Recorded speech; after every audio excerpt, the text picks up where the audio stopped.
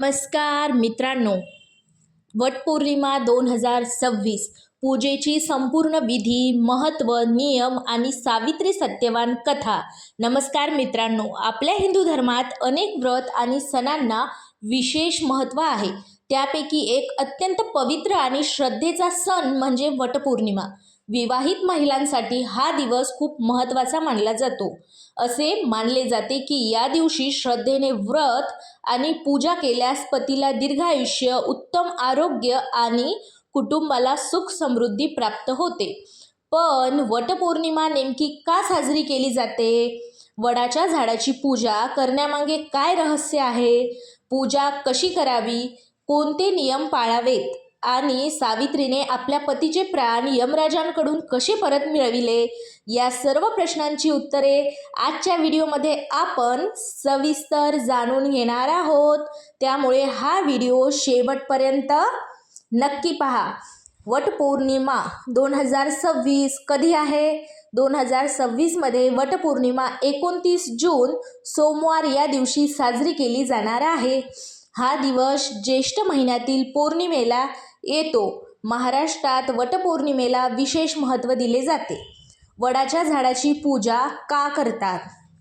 हिंदू धर्मग्रंथानुसार वडाचे झाड दीर्घ आयुष्य, स्थैर्य, समृद्धी आणि अखंड सौभाग्याचे प्रतीक मानले जाते। वडाचे झाड अनेक वर्ष जिवंत राहते, म्हणून त्याला अमरत्वाचे प्रतीक मानले जाते। असेही मानले जाते की वडाच्या झाडामध्ये ब्रह्मा, विष्णू आणि महेश यांचे वास्तव्य असते। त्यामुळे या झाडाची पूजा केल्याने त्रिदेवांचा आशीर्वाद प्राप्त होतो। विशेष म्हणजे वडाचे झाड केवळ धार्मिक दृष्टिकोनातूनच नाही तर पर्यावरणासाठी देखील अत्यंत महत्त्वाचे आहे। ते भरपूर प्राणवायू देते आणि अनेक जीवांना आश्रय देते। आता पूजा साहित्य: हळदी, कुंकू, अक्षदा, फुले, अगरबत्ती, तुपाचा दिवा, पिवळा किंवा लाल दोरा, नारळ, फळे, पान, सुपारी, सावित्री सत्यवान यांचे चित्र।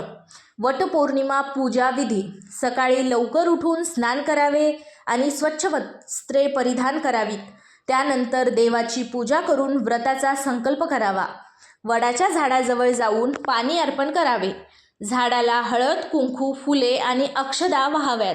त्यानंतर झाडाभोवती पिवळ्या किंवा लाल दोरा गुंडाळून श्रद्धेने प्रदक्षिणा घालाव्यात।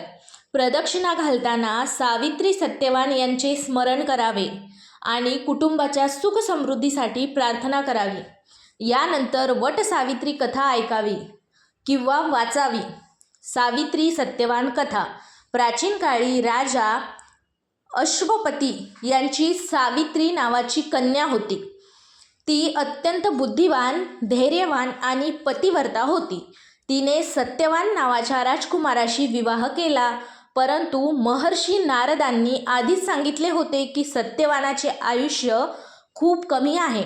एक दिवस जंगलात असताना सत्यवानाचा मृत्यू झाला आणि यमराज त्यांचे प्राण घेऊन निघाले। सावित्रीने आपल्या पतीवरील प्रेम, निष्ठा आणि बुद्धिमत्तेच्या जोरावर यमराजांना प्रसन्न केले।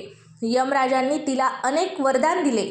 शेवटी सावित्रीच्या अटळ निष्ठेमुळे यमराजांनी सत्यवानाचे प्राण परत दिले। तेव्हापासून सावित्री ही आदर्श पतिव्रतेचे प्रतीक मानली जाते आणि तिच्या स्मरणार्थ वटपौर्णिमेची व्रत केले जाते। आता वटपौर्णिमेचे आध्यात्मिक महत्त्व: वटपौर्णिमा हे केवळ पतीच्या दीर्घायुष्यासाठी केले जाणारे व्रत नाही। हा सण निष्ठा, प्रेम, विश्वास, समर्पण आणि कुटुंबातील एकतेचे प्रतीक आहे। या दिवशी केलेली प्रार्थना मनाला सकारात्मक ऊर्जा देते आणि वैवाहिक जीवनात आनंद आणि सौख्य वाढवते असे मानले जाते। वटपौर्णिमेला टाळायच्या गोष्टी: कोणाचाही अपमान करू नका, वादविवाद टाळावेत, नकारात्मक विचार करू नयेत, पूजा अर्धवट सोडू नये, शक्य असल्यास सात्विक आहार घ्या। मित्रांनो, वटपौर्णिमा हा फक्त एक सण नाही तर प्रेम, श्रद्धा, विश्वास आणि समर्पणाचा सुंदर संदेश देणारा दिवस आहे। तुम्हीही हा पवित्र दिवशी श्रद्धेने पूजा करून आपल्या कुटुंबाच्या सुख समृद्धीसाठी प्रार्थना करा.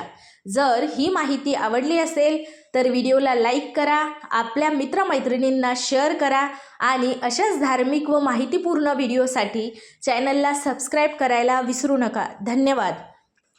श्री स्वामी समर्थ, श्री स्वामी समर्थ, श्री स्वामी समर्थ. हर हर महादेव.